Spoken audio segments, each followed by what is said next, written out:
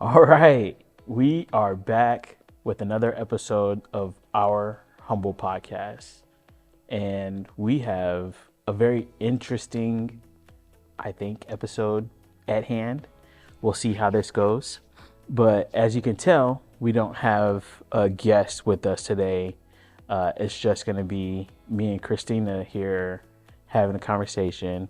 Uh, this week's spotlight, this episode spotlight, is none other than your boy GT, and this is an episode that we've been kind of anticipating for a while. Would you say? Yeah, you were supposed to be the first person, Right. but then your humble co-host got some humble jitters. So we pushed it back. Here we are, our official episode 4. Here we are. Jitters are still here, but we're gonna roll with it. Just roll with it. Cameras are rolling. No pressure. All right, so icebreaker question. Oh. What are your top 3 destinations on your travel bucket list? So, I like to travel. I've lived in several different places in the US, but I have never gone outside the US. So that's like a big must. Jamaica, I don't know if that's in the US or not, but that's definitely on the bucket list. There's talks about maybe going to the Dominican Republic. I don't know anything about the DR, but that side of the country, you gotta get a passport to go there. At some point, I'd like to go to Africa, uh, and like any Asian country, like Japan or China, would be cool. Is there a specific reason for just an Asian country, not a specific? I really like the Asian culture. The song Ronin, shameless plug, throw that in there. How it has the like Japanese references and like medieval, the Ronin samurais. I want to say, yeah, it's Japanese culture. It's always been something interesting. I really love martial arts films, the kung fu films.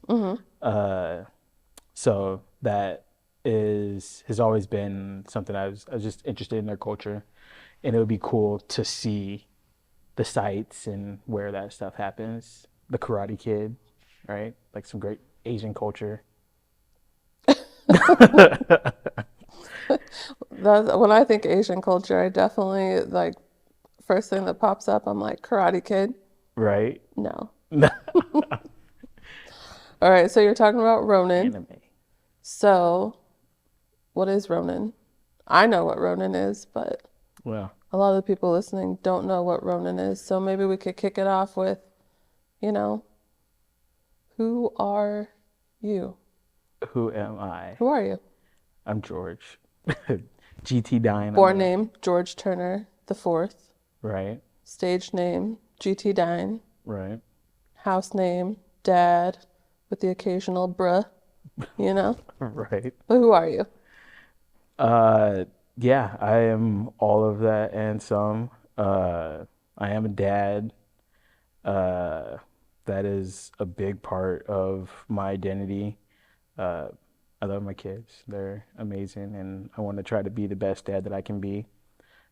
In that, there's talks of also becoming a husband, which that would be exciting and another one of those things that have always been something that's family's always been important to me. So I look forward to making that official.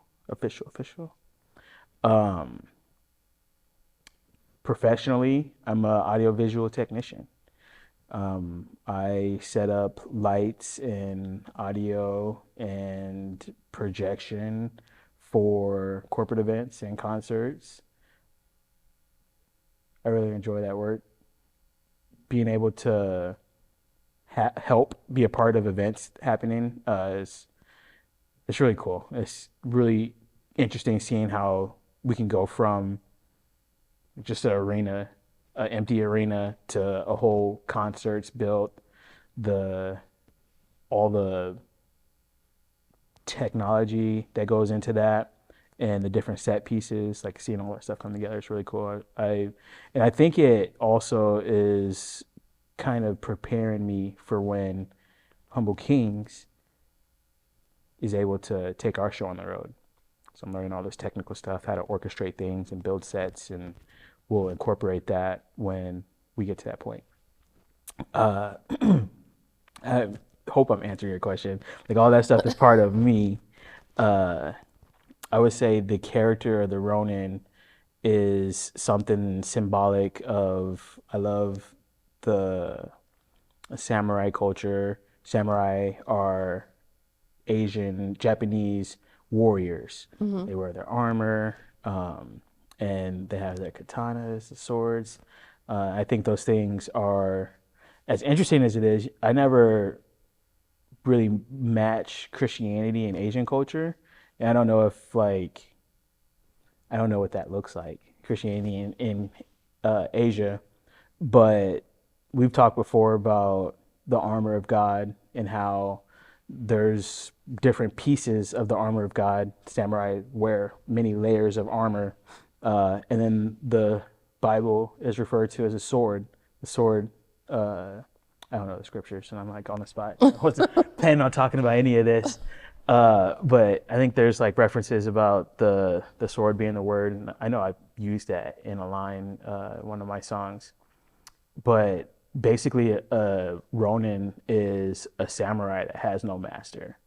So when I wrote the song, I was in my rebellious phase, and I still, still struggle with rebellion and flesh and the world, and do my best to follow God and to be a good example, be a good person.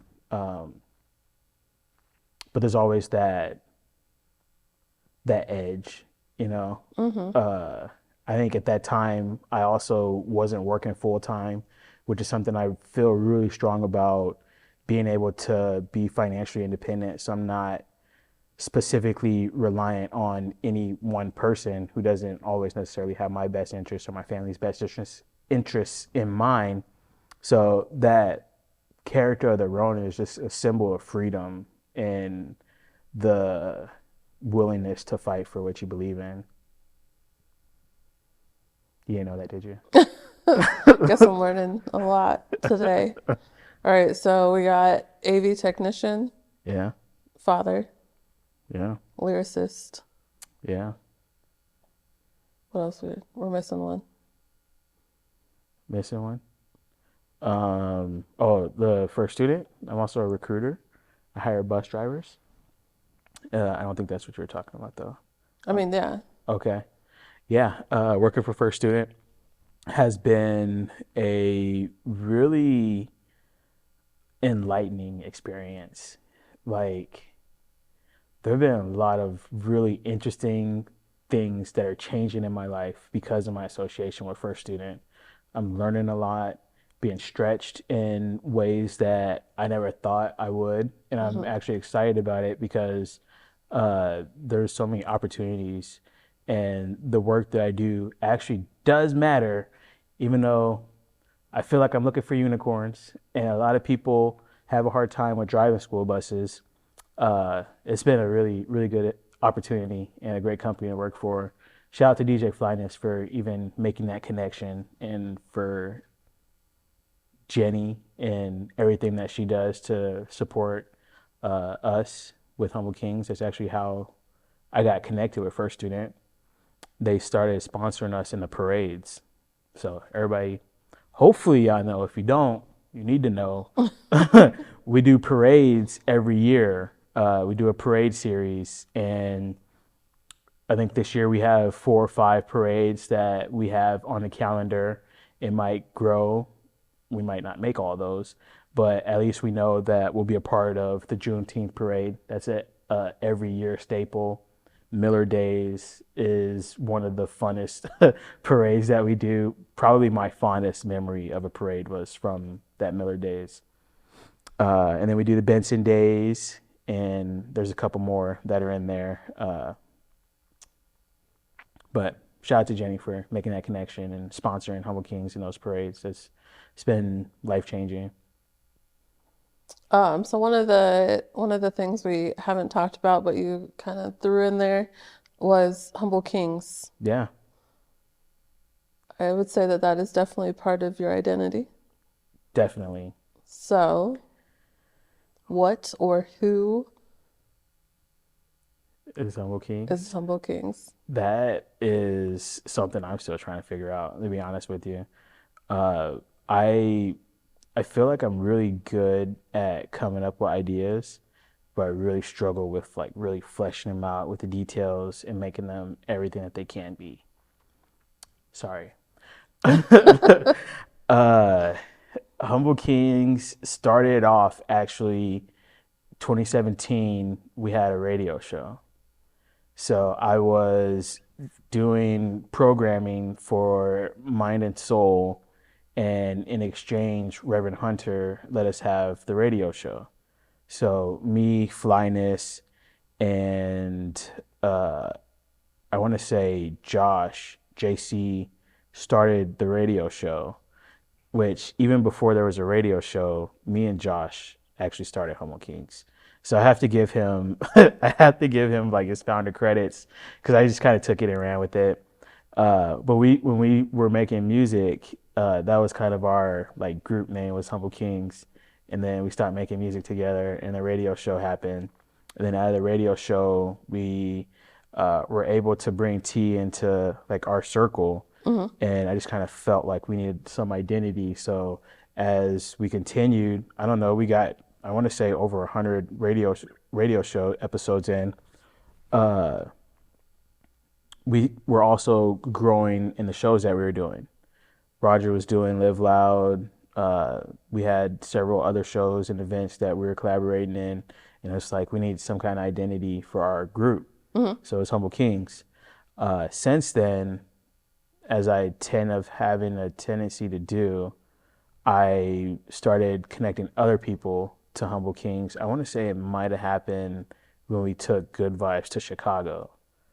I was like, well, it was happening before that because Trina and the Praise Dancers were a part, and some of the spouses were also a part. But it was in Chicago when Trina was like, "Humble Kings this, Humble Kings that." Like we're part of this too, but we're not kings. I'm like, oh, you got a good point. So out of that came the idea of another identity that encompasses our group even outside of Humble Kings, which is the One Kingdom Collective. We can talk on that later, but Humble Kings is a collective of Christian hip hop enthusiasts, MCs, poets, and DJs who come together and do ministry together. The roundabout way of answering your question. So, you started with the radio show, and then Humble Kings became a group of people. Are you still active with that? Where is Humble Kings at? So right now we all, and this is has always been the beauty of this organization, is that though we come together and do things, we also have things independently that we do. Hmm. So I'm not writing music right now. Uh, my priorities are the family and working and trying to produce this, and Good Vibes is coming back and providing a living right now. For me, the music, it was a means of ministry. It is a means of ministry, but it's not the main thing right now.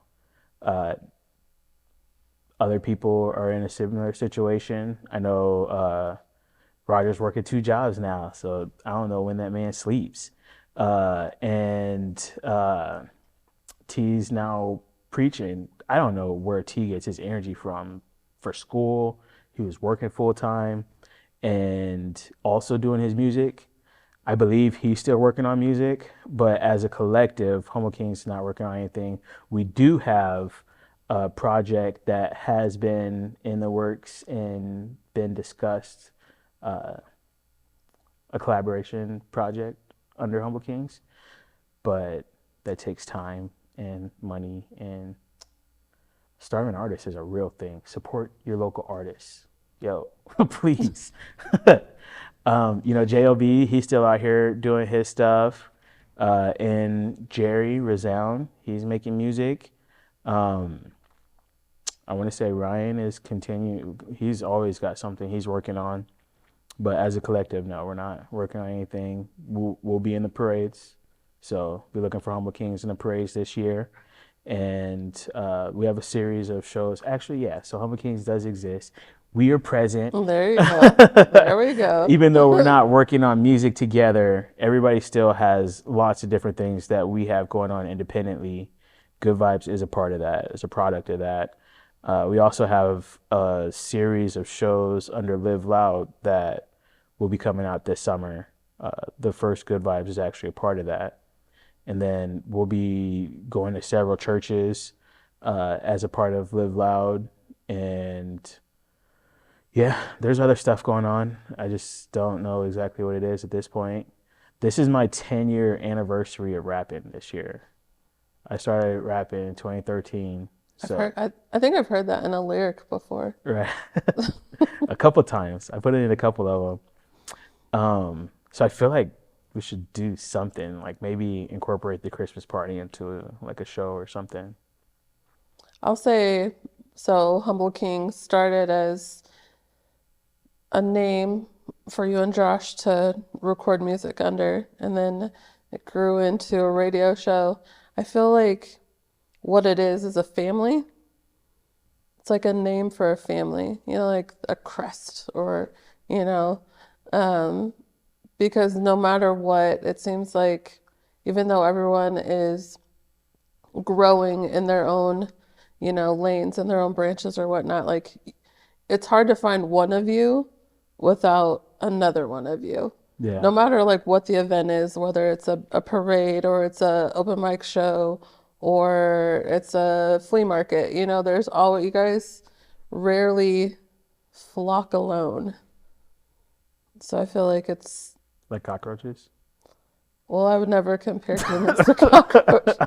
I was gonna say like wolves, like you're a Wolves, pack. we're a pack, yeah. You're rarely just one without the other. I was thinking Bebe's kids. Like, we don't die, we multiply. Mm-hmm. Yeah, Bebe's kids.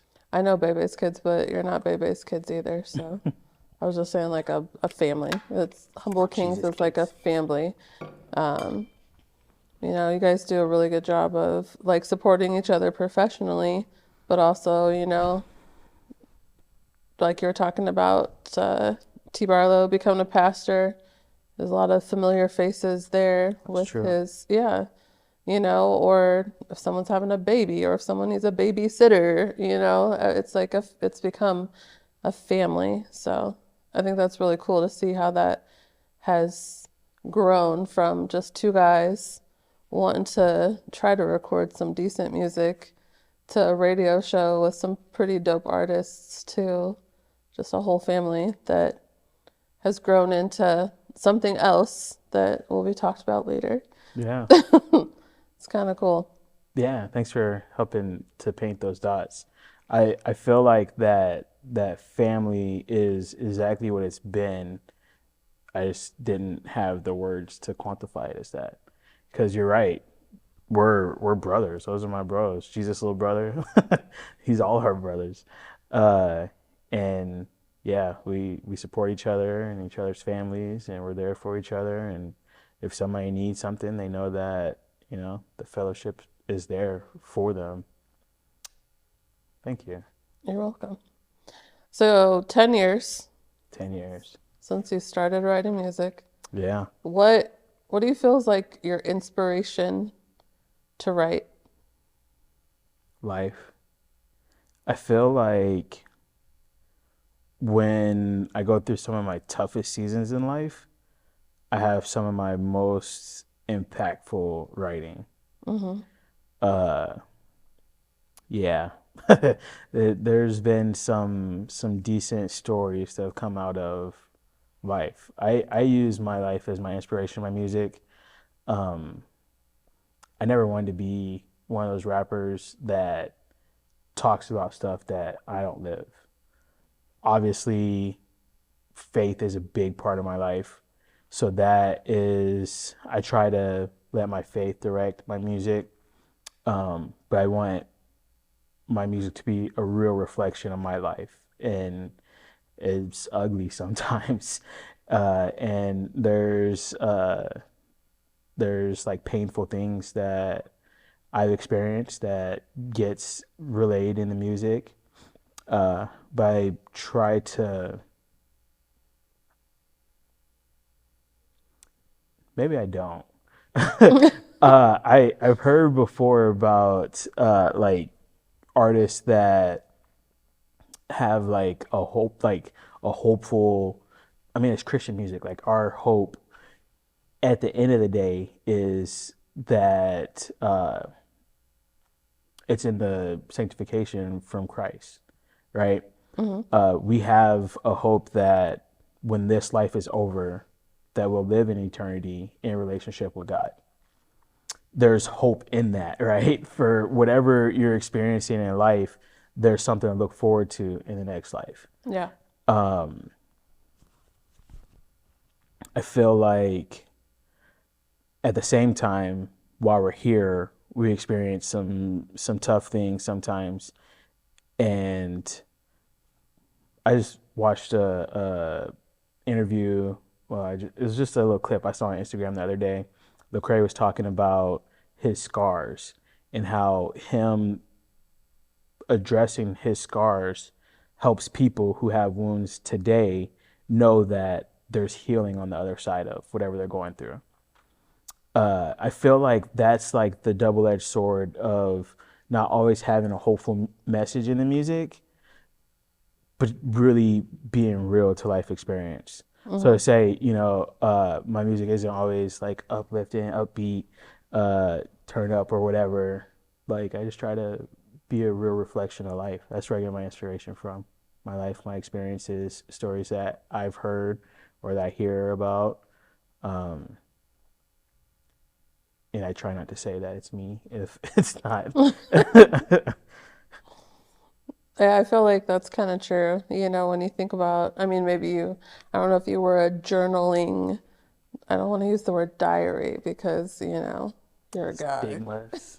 The stigma of the word, but like, it's easier to write when you're that, usually like that anger, frustration, passion.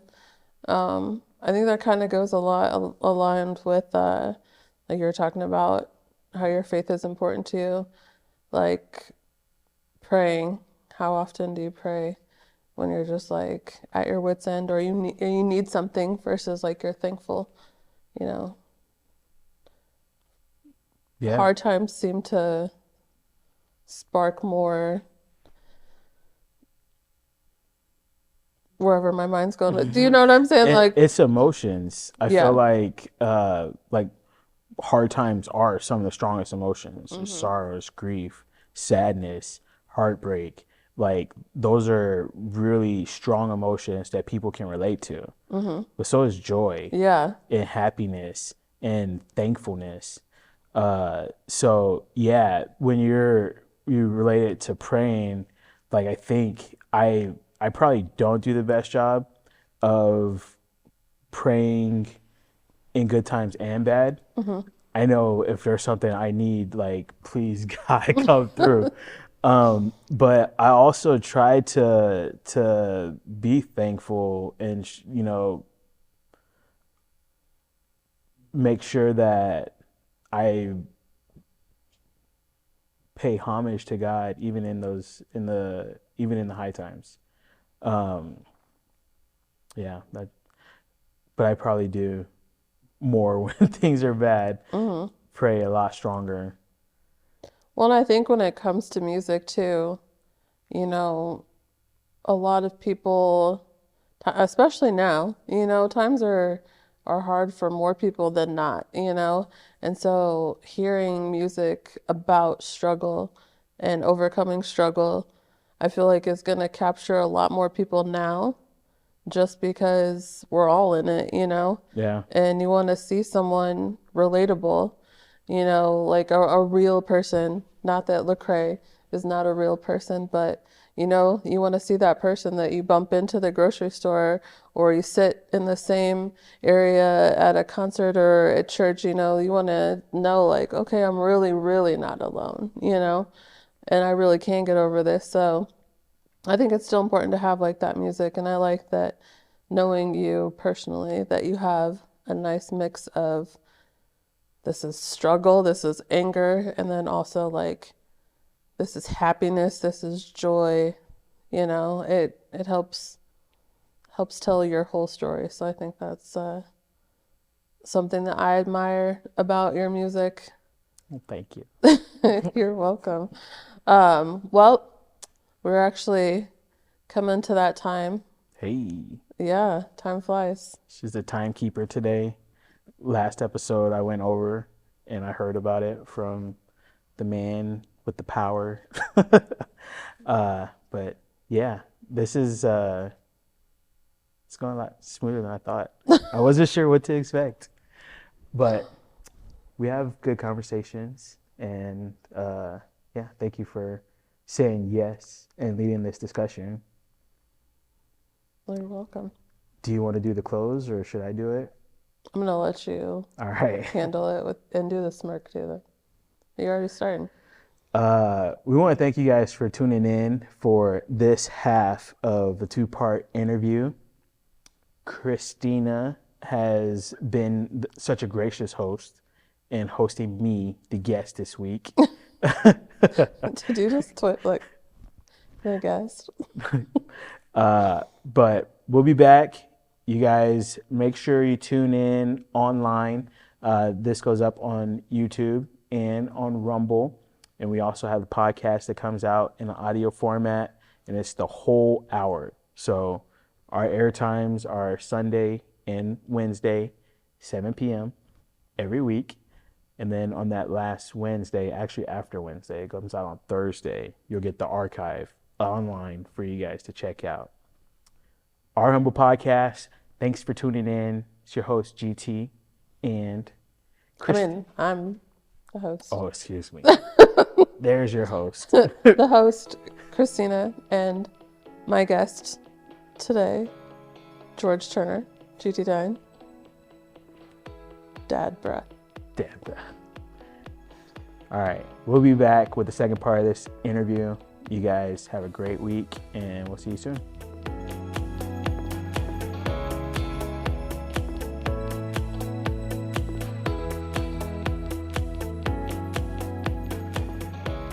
And we are back.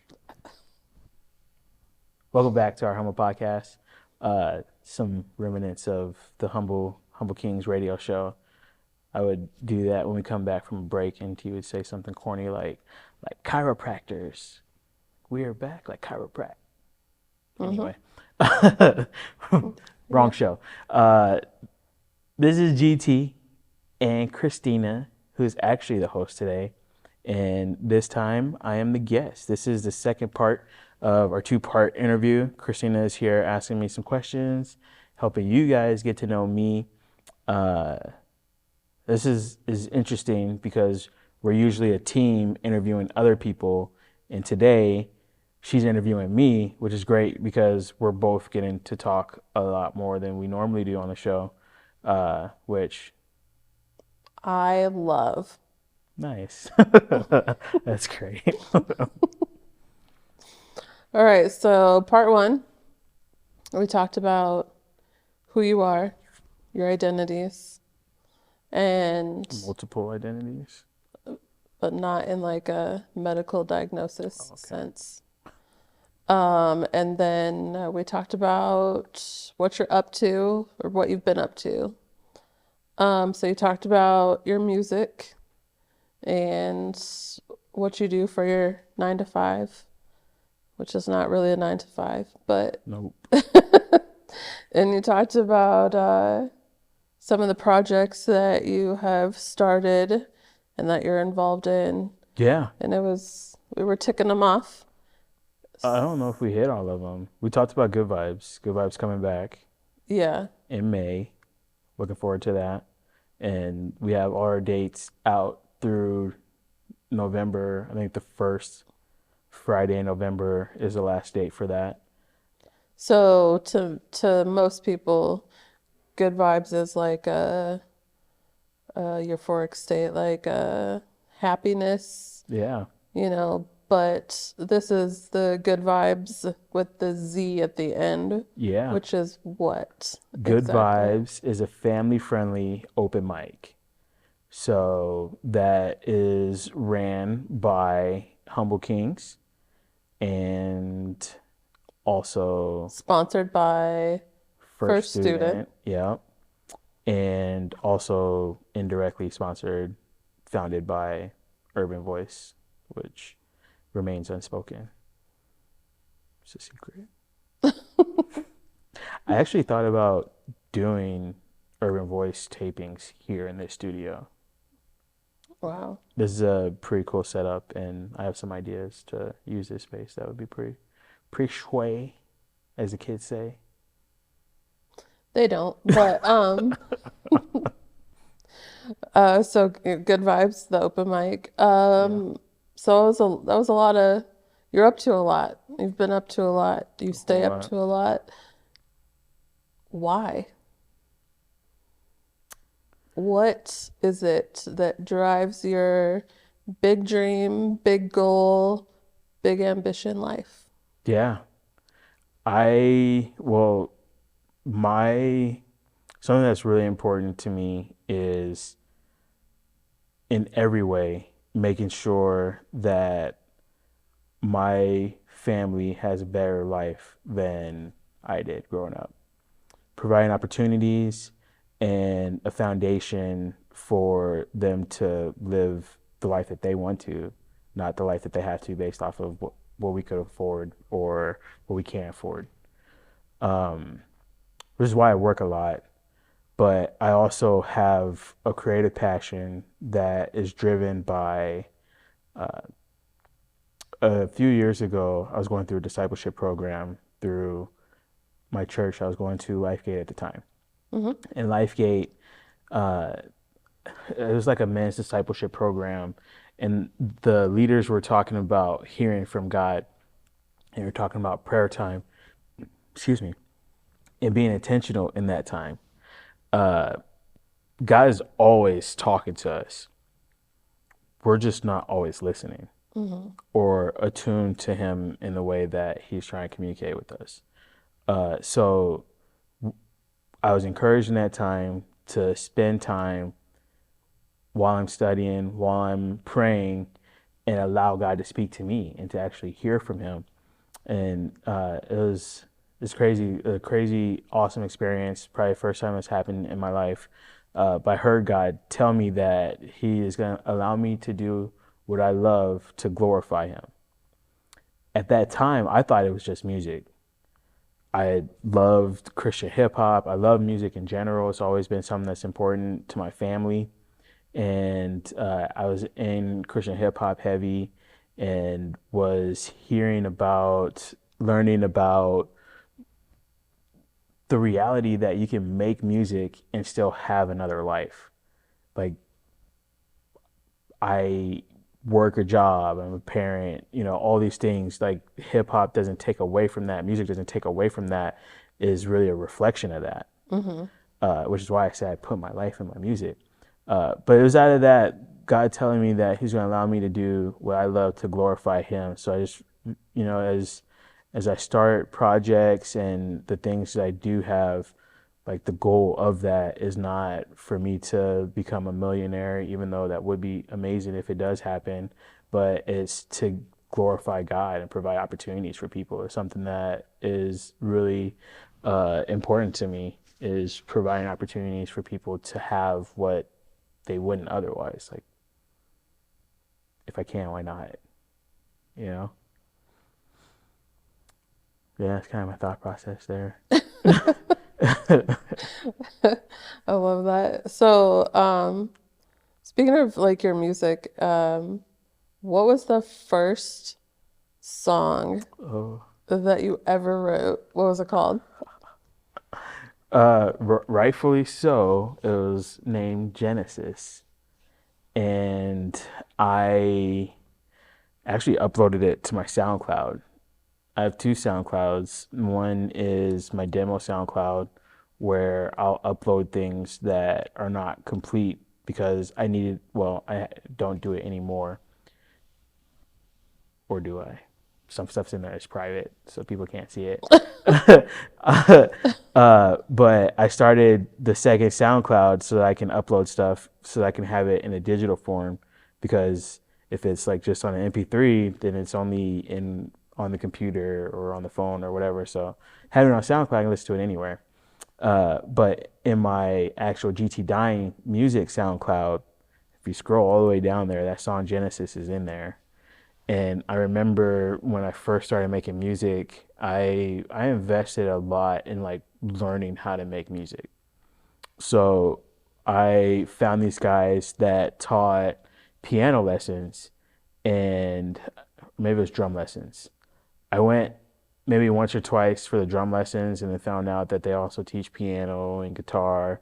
And oh, it was guitar lessons. I started with the acoustic and that lasted for a few weeks. And then I realized like I want to play other instruments, and I still don't play Do it any all. instrument particularly. But I learned about music production.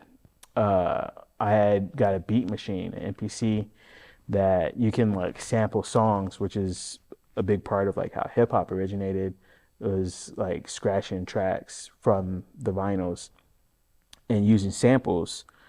Um, so these guys helped me to start like sampling songs and learning how to structure a song. My first couple songs that I recorded, I they helped me get in the studio, taught me about recording techniques and all of that stuff, mixing and all of it. Uh, and the brother David had produced this instrumental. We were just messing around and he sampled like some like chorusy vocal and used that to make a beat. And I wrote wrote out this song Genesis, and I was originally gonna have it as like the title track or the or first song for my first mixtape, The Big Bang. See, you see how I'm connecting the dots, the Big Mm-hmm. Bang, Genesis. I had like this whole picture thought out in my head, and nothing happened the way that I thought it would.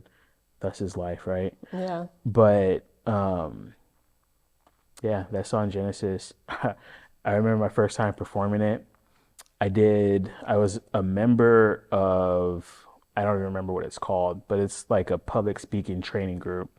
And you would meet once a week or every other week or regularly, and someone would give like a 5 minute talk or whatever their time frame was.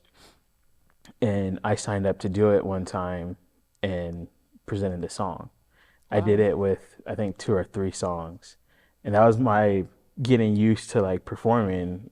Obviously, it wasn't. I didn't have a sound system or a microphone or anything. I just played the instrumental from my phone and rapped live, and that was kind of how I got started performing. That song is trash, by the way. Genesis.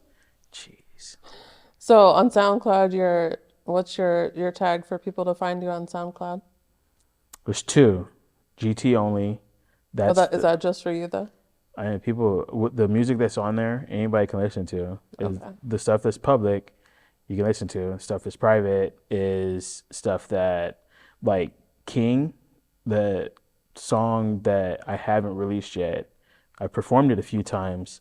I have a version of that, a demo of that, that I recorded just to help me remember it, and it's private, so you can't hear that until the actual song is released. Gotcha. Okay.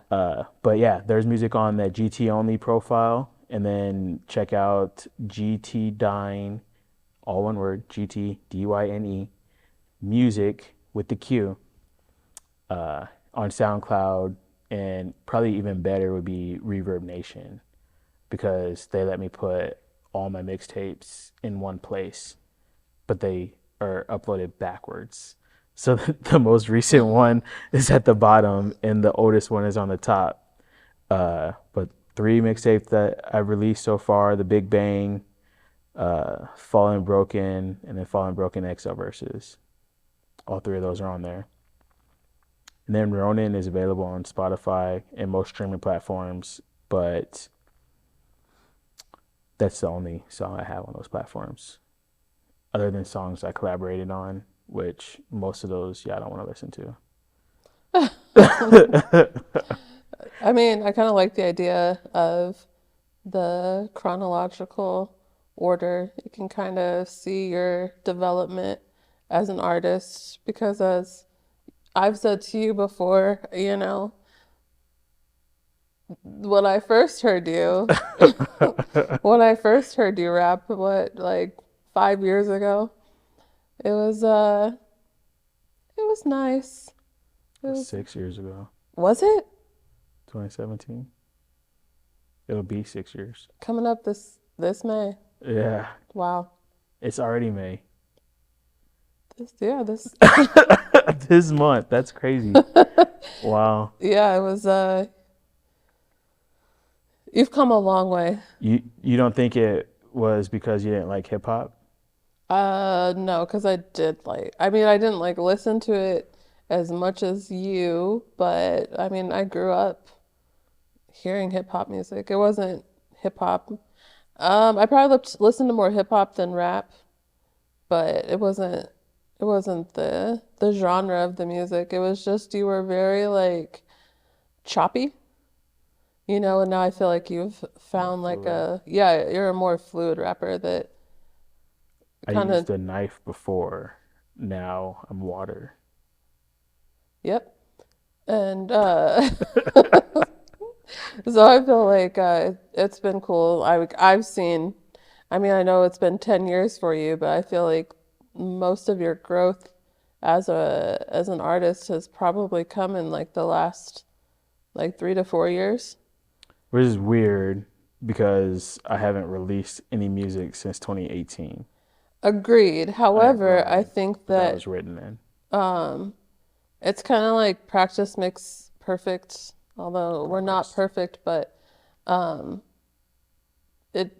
just performing like the same songs is kind of, when you've gotten to open mics where, the person like gets up there and you're like, they're gonna kill it, and then like they get like two lines in and they forget. You know what I mean? Like Yeah. we've seen it, we've all seen it, it's happened to most of us. That's why I choose to not talk so much on here.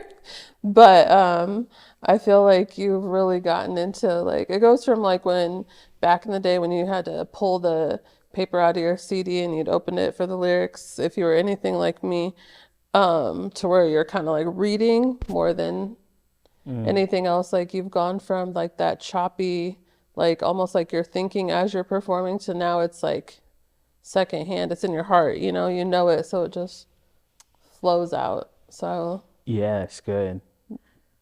no new music, but you have really come into the music that you've written, and just like your stage performance has grown a lot. That confidence. You got a little bit of sauce dripping here and there. From Winter Festival 2017 Yeah. to, where you're corded mic and you're really focusing on your path that you're walking to now. You're looking out at people and, you do your little side smirk, and when you say you got sauce dripping, you do all that, Still tripping. your stage confidence has grown. So Yeah. that's why I say the more recent years have been, I would say, performance wise, delivery wise, connection wise, like you've really grown a lot as an artist, even with no new music. But I mean, look, there's artists out there now still performing the same things that they wrote 20 years ago, and people are still rocking out. So, That's a really good point. For a lot of people that hear my music, it's new to them. And even if it's not, then they're really singing along and they're getting people hyped up for the people who don't know. And they're like, oh, this is a banger. Right. And you're like, I wrote this 5 years ago. And they're like, what? What? It's still dope. Mm-hmm. I feel Thank like you. as long as the lyrics stay relevant, Yeah. people will always connect, I still jam out to music that I listened to in the 90s, like no time has passed. Not that I was, jamming out in the 90s because that would make me really old. You're not that old. But yeah, I would say from an outsider perspective, the last few years, I just would say that your artistship is. I was gonna do Blossom. the the kiss noise, but I didn't want to. Chef's kiss. Yeah, but I didn't. The microphone's right there. No, I feel that. Thank you. I just thinking about it, like I didn't see that. The choppiness was probably a little bit of not being too familiar with even the lyrics that I wrote and actually reading as I'm recording it, and then I perform it as the recording is. So just getting into that little cycle, just trying to be more intentional with like actually learning the lyrics before I perform it Mm-hmm. to help with that, like actually give it the energy that it needs. Yeah, that's the hard thing about not freestyling is everything is kind of recited, already been written, and it's not very fluid. Remember that guy, uh, what was his name? The dancer at the event that we were at, Creative Mornings. Oh, yeah, yeah, yeah. Okay. Anyway, so he was talking about like not always just when you're dancing at home, not always just doing the routine. Like, feel free to freestyle and do something unique. I I joke that if people heard me freestyle, they wouldn't want to listen to me.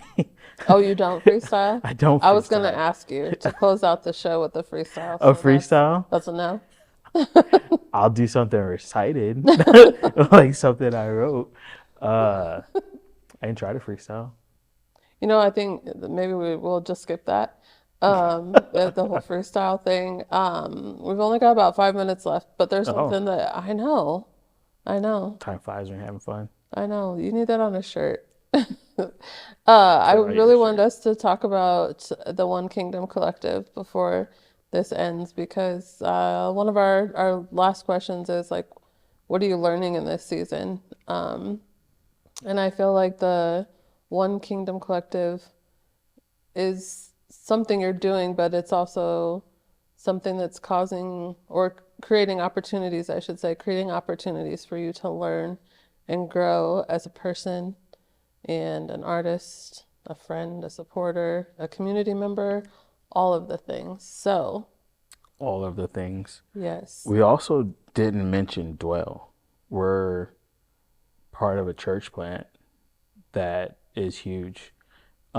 I feel like with all of this stuff, even with my job, I'm learning similar things on how to be better organized, how to be intentional with my time and my efforts, how to lead people, which has always been something that I've struggled with. You have to be organized and know where you're going in order to lead people. And these are Wise things. words. I think somebody just told me that this week. Uh, I there are things that don't come naturally to me, so I know that it's something that is beneficial for things that I'm building. Um, it just takes a little more effort to actually apply. Uh, I'm learning how to write things down and create structure that, is stuff that has been told to me for years. Tim, write the vision, make it plain so that he that sees it can run with it. It's the scripture, and I had never heard it until working with Tim. and his vision writers, and it's something that he told me years ago, but I'm still really trying to figure out. The thing I've always struggled with vision is I feel like when you put it down, you limit it, in that it can only fit inside this box. So how can I detail a vision that's broader than I even understand? I don't know. That these are things that have always been a limiting factor for me. But I was talking to Andrea Joy a couple of weeks ago, and she put it probably the plainest that I can imagine.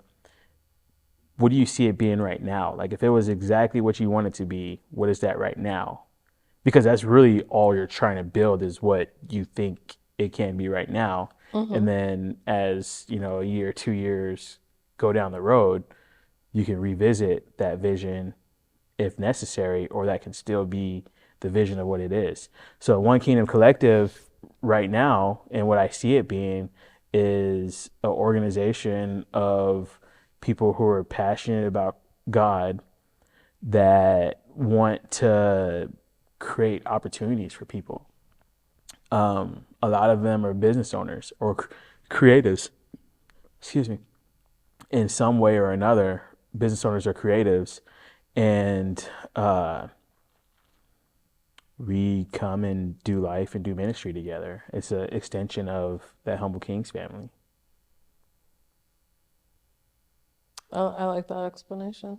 Yeah. And I like that it doesn't try to fit anyone into a box or a group of, okay, this is just musicians, or it's anyone that has a passion for people in our community and has their roots in Christ, you know. I think it's really important, especially, with just how we tend to hear so much negativity, to have a group of people that their sole mission, I guess, is to bring people together, Yeah. and support each other. Like I said, you guys, we all We're a part of it. are always like doing our best to just bring people along so that no one is out here doing life alone, and so everyone feels supported. I feel like it's so hard, or it's harder, to just find authentic, genuine people who truly want the best for you. Yeah. And I can say from my experience with the people that I've interacted with that are in the Kingdom Collective, is everyone is just genuine. Everyone loves to see each other succeed. And I think we can't really ask for much more than that. And I'm glad to be a part of it. I'm glad that you got these big dreams, kid. And one of them is the OKC. So I love that. Yeah, I'm glad that we get to talk about it. Uh, there, as things are being developed, being constructed, being put together, this puzzle is getting put together. Uh, you guys are seeing it kind of unpacked here on our Humble podcast. This is all the guests, with the exception of Nathan, which, like, that dude came in clutch, have been or will be a part of the One Kingdom Collective. And I don't know. We'll see what the future has to hold. But that kind of is where the idea for the show came, was to tell the stories of the people who are in that collective. So I'm glad that we made time to talk about that, and that it's continuing to grow. And Every day. right, I'm just looking forward to seeing what it becomes, and really being a part of the community here in Omaha and beyond. Really Agreed. huge. Well, as they say, all good things must come to an end.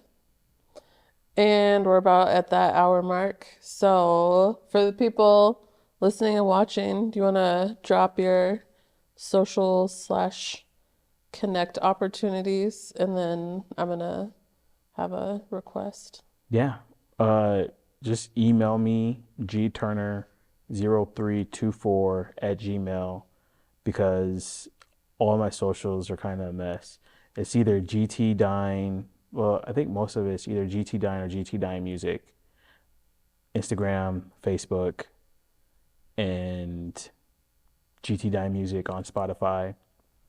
If you find me on Instagram, you'll find my link tree, and then you can basically connect with all other links through there.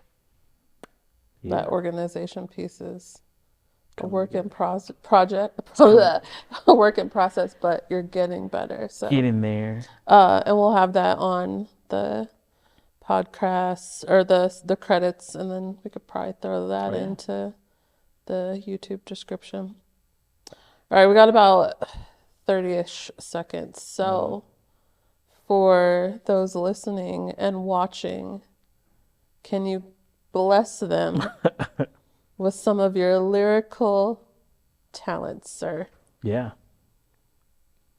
2013, I had a visit from the dream giver. Ever since that day, this road I'm walking is only getting clearer.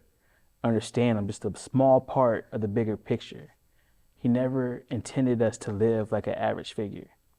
I know it's hard growing up without a father figure. Only heroes in the hood are Wayne, yay, a Jigga. A greater destiny, that's what he has in store for me.